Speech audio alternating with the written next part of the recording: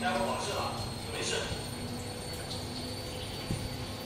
金师傅，今天我也累，不好意思啊。今天我也累，真的不好意思。我这儿说这么提之后听不到，是不是？我说了，今天别累，我不好意思。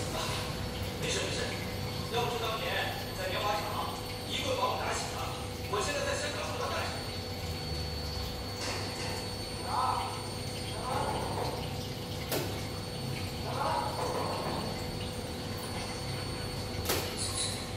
叶本家是咋的？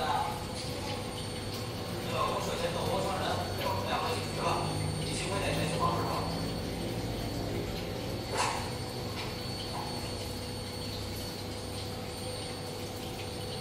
严先生，严先生，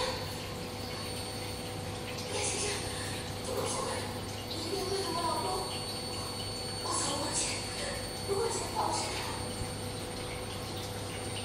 德罗，在香港开会很麻烦，门太多，师傅多，条件还有困难，兄弟徒弟钱多，都有自己，看着一定会报仇的。